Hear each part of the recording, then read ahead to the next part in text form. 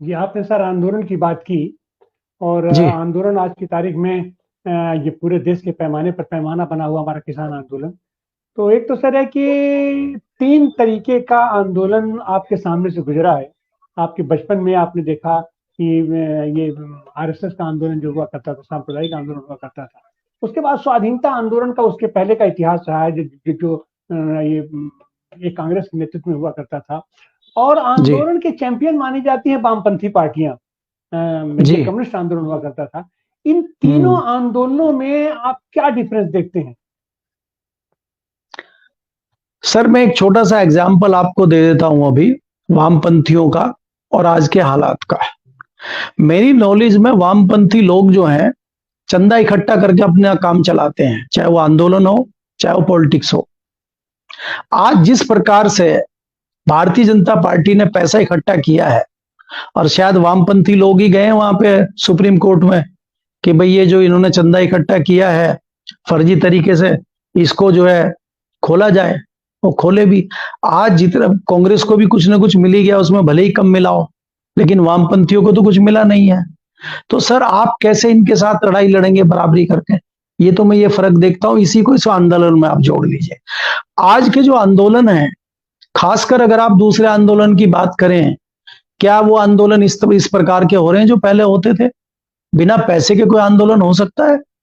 मैं क्या कह रहा हूं सर, अगर आप इस तरह का आंदोलन भी ना करें, जैसे मैंने कहा पहले कि जो हमारा मेरठ में आंदोलन हुआ था, हमने देखा कि गांव से चंदा इकट्ठा होके आता है और खाने की वस्तुएं, खाने पीने का संसाधन, कपड़े, वहां पे ओढ़ने, भाई ठंड है तो ओढ़ने वाले कपड़े चाहिए, तो ये भी तो चाहिए ना सर, ये कहां से आएगा? आज ये नहीं रहा है, और आज भावना नहीं है। और मैं ये भी कहना चाहता हूं, किसान भले ही कितना परेशान हो, हमारे 30 से 40% किसान भी नहीं चाहते इसमें, क्योंकि किसानों में भी वो नीति रही नहीं है। लड़ाई लड़ने के लिए चंद लोग हैं, और दूसरा क्या है कि सुनीलम जी जैसे लोग घूम रहे हैं, बाकी लोग आंदोलन में बिकते नहीं है।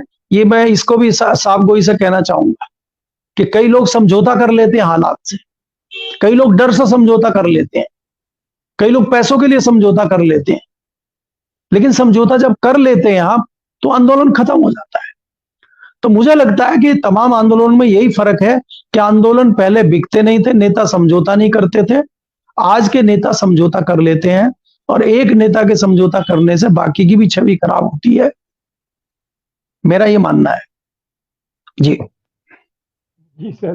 सर तो ऐसी हालत में तो समाज में और राजनीति के संचालन के लिए और समाज की स्वच्छता के लिए तो आंदोलन जरूरी है। और आंदोलन को आपका मतलब है कि ये भारतीय जनता पार्टी और ये आरएसएस माइंडेड आंदोलन, ये पूरे आंदोलन प्रक्रिया को ही इन लोगों ने गंदा कर दिया है। और उसके चलते भी आंदोलनों से ही ये लोगों का विश्वास उठता जा रहा है।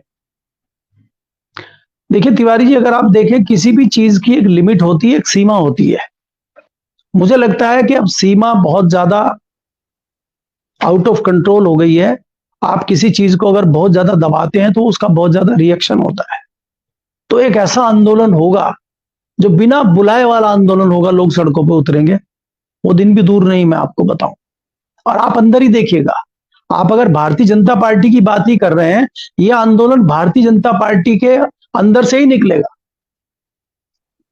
आप खाली यहां पे 1 मिनट के लिए देखिए कि राजीव गांधी जैसे आदमी के खिलाफ वीपी सिंह पर्ची लेकर निकलते थे कि ये देखिए बोफोर्स घोटाला, और कुछ नहीं निकला बाद में उसमें, लेकिन एक आंदोलन खड़ा हो गया।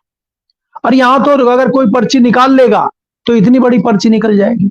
एक लड़का ध्रुव राठी है, अगर आप उसका यूट्यूब पे देखिए, उसने आधे घंटे का फीचर बनाया है, सबसे ज्यादा देखा गया पिछले 2 दिन का सबसे बड़ा वीडियो है वो।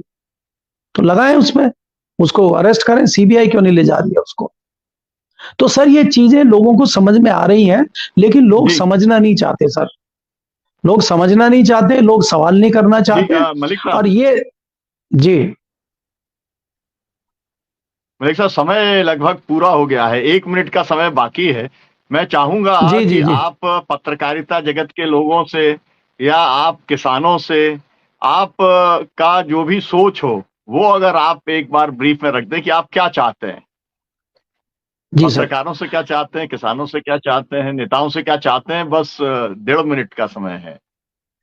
जी, मैं किसानों से मेरी ये अपील है कि किसान देश का नहीं दुनिया का अन्नदाता है और उसको वो अपनी छवि धूमिल नहीं होने देना चाहिए। किसानों के ऊपर जिस तरह के आरोप बाहर के लोग लगा रहे हैं, इसमें दुर्भाग्य उन बाहर के लोगों का है और किसान तो बेचारा है। अब आज अगर हमारे बच्चे हैं शहरों में, उनको पता ही नहीं है कहाँ से खाना आ रहा है, कहाँ से दूध आ रहा है, कहाँ से सब्जी आ रही है, वो किसान के बारे में जानते नहीं। दूसरा क्या है कि किसानों को भी बढ़ चढ़ के हिस्सा लेना चाहिए और जागरूक होना चाहिए जी, किसानों को। हमको